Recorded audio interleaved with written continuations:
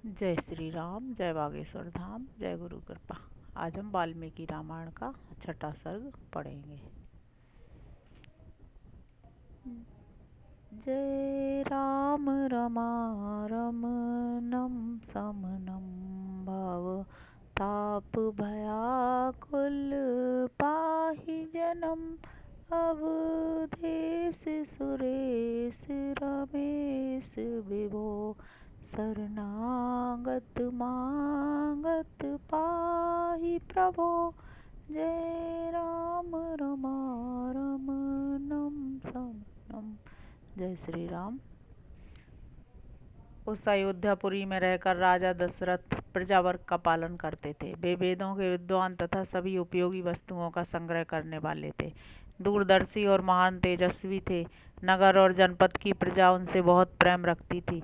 वे इक्ष्वाकु कुल के अतिरथी वीर थे। यज्ञ करने वाले, धर्मपरायण और जितेंद्रिय थे। महर्षियों के समान दिव्य गुण संपन्न राजऋषि थे। उनकी तीनों लोकों में ख्याति थी। वे बलवान, शत्रुहीन, मित्रों से युक्त एवं इंद्रिय विजयी भी थे।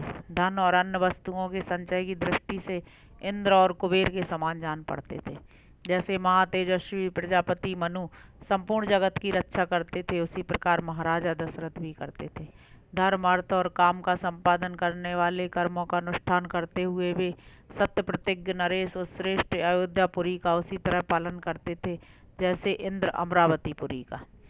उस उत्तम नगर में निवास करने वाले सभी मनुष्य प्रसन्न, धर्मात्मा, बहुश्रुत, निर्लोभ, सत्यवादी तथा अपने अपने धन से संतुष्ट रहने वाले थे। उस श्रेष्ठ पुरी में कोई भी ऐसा कुटुंबी नहीं था जिसके पास उत्कृष्ट वस्तुओं का संग्रह अधिक मात्रा में ना हो, जिसके धर्म, अर्थ और काममय पुरुषार्थ सिद्ध ना हो गए हों, तथा जिसके पास गाय, बैल, घोड़े, धन आदि का अभाव हो।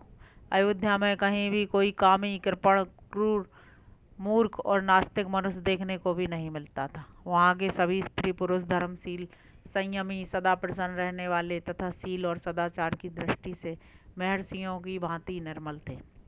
वहाँ कोई भी कुंडल, मुकुट और पुष्पहार से शून्य नहीं था। किसी के पास भोग सामग्री की कमी नहीं थी। कोई भी ऐसा नहीं था जो नहा धोकर साफ सुथरा ना हो, जिसके अंगों में चंदन का लेप ना हुआ हो तथा जो सुगंध से वंचित हो। अपवित्र अन्न भोजन करने वाला, दान ना देने वाला तथा मन को काबू में ना रखने वाला मनुष्य तो वहाँ कोई दिखाई ही नहीं देता था। कोई भी ऐसा पुरुष देखने में नहीं आता था जो बाजूबंद, निष्क तथा हाथ का आभूषण धारण न किए हो। अयोध्या में कोई भी ऐसा नहीं था जो अग्निहोत्र और यज्ञ न करता हो, जो क्षुद्र, चोर, सदाचार शून्य अथवा वर्ण संकर हो। वहाँ निवास करने वाले ब्राह्मण सदा अपने कर्मों में लगे रहते थे, इंद्रियों को बस में रखते, दान और स्वाध्याय करते तथा प्रतिग्रह से बचे रहते थे। वहाँ कहीं कोई एक भी ऐसा द्विज नहीं था जो नास्तिक, असत्यवादी, अनेक शास्त्रों के ज्ञान से रहित, दूसरों के दोष ढूंढने वाला, साधन में असमर्थ और विद्याहीन हो। उस पुरी में वेद के 6 अंगों को ना जानने वाला, व्रतहीन, सहस्त्रों से कम दान देने वाला, दीन, विक्षिप्त चित्त अथवा दुखी भी कोई नहीं था। अयोध्या में कोई भी स्त्री या पुरुष ऐसा नहीं देखा जा सकता था जो श्रीहीन, रूप रहित तथा राजभक्ति से शून्य हो। ब्राह्मण आदि चारों वर्णों के लोग देवता और अतिथियों के पूजक, कृतज्ञ, उदार, सूरवीर और पराक्रमी थे।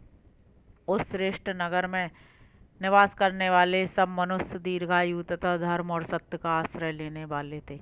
वे सदा स्त्री, पुत्र और पौत्र आदि परिवार के साथ सुख से रहते थे। क्षत्रिय ब्राह्मणों का मुख जो होते थे, वैश्य क्षत्रियों की आज्ञा का पालन करते थे और शूद्र अपने कर्तव्य का पालन करते हुए उपयुक्त तीनों वर्णों की सेवा में संलग्न रहते थे। इक्ष्वाकु कुल के स्वामी राजा दशरथ अयोध्यापुरी की रक्षा उसी प्रकार करते थे जैसे बुद्धिमान महाराज मनु ने पूर्व काल में उसकी रक्षा की थी। सौर की अधिकता के कारण अग्नि के समान दुधर्ष, कुटिलता से रहित, अपमान को सहन करने में असमर्थ तथा अस्त्र शस्त्रों के ज्ञाता योद्धाओं के समुदाय से वह पुरी उसी तरह भरी पूरी रहती थी जैसे पर्वतों की गुफा सिंहों के समूह से परिपूर्ण होती है। कंबोज और बाहिक देश में उत्पन्न हुए उत्तम घोड़ों से, बनायु देश के अश्वों से, तथा सिंधु नद के निकट पैदा होने वाले दरियाई घोड़ों से, जो इंद्र के अश्व उच्चे श्रवा के समान श्रेष्ठ थे, अयोध्यापुरी भरी रहती थी। विंध्य और हिमालय पर्वतों में उत्पन्न होने वाले अत्यंत बलशाली पर्वताकार मदमत्त गजराजों से भी वह नगरी परिपूर्ण रहती थी। ऐरावत कुल में उत्पन्न महापद्म के वंश में पैदा हुए तथा अंजन और वामन नामक दिग्गजों से भी प्रकट हुए हाथी उस पुरी की पूर्णता में सहायक हो रहे थे। हिमालय पर्वत पर उत्पन्न भद्र जाति के, विंध्य पर्वत पर उत्पन्न हुए मंद्र जाति के तथा सहा पर्वत पर उत्पन्न हुए पैदा हुए मृग जाति के हाथी भी वहाँ मौजूद थे।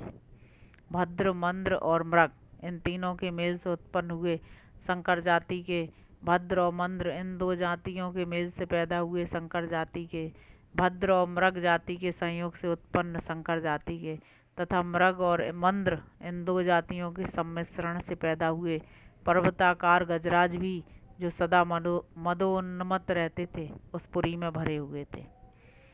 दो योजन की भूमि तो ऐसी थी जहाँ पहुंचकर किसी के लिए भी युद्ध करना असंभव था। इसलिए वह पुरी अयोध्या इस सत्य एवं सार्थक नाम से प्रकाशित होती थी, जिसमें रहते हुए राजा दशरथ इस जगत का पालन करते थे। जैसे चंद्रमा नक्षत्र लोक का शासन करते हैं, उसी प्रकार महातेजस्वी महाराज दशरथ अयोध्यापुरी का शासन करते थे। उन्होंने अपने समस्त शत्रुओं को नष्ट कर दिया था, जिसका अयोध्या नाम सत्य एवं सार्थक था, जिसके दरवाजे और अर्गला सुदृढ़ थे, जो विचित्र ग्रहों से सदा सुशोभित होती थी। सहस्त्रों मनुष्यों से भरी हुई उस कल्याणमयी पुरी का इंद्र तुल्य तेजस्वी राजा दशरथ न्यायपूर्वक शासन करते थे। इस प्रकार श्री वाल्मीकि निर्मित आर्ष रामायण आदि काव्य के बालखंड में छठा सर्ग पूरा हुआ। जय श्री राम, जय बागेश्वर धाम, जय गुरु कृपा।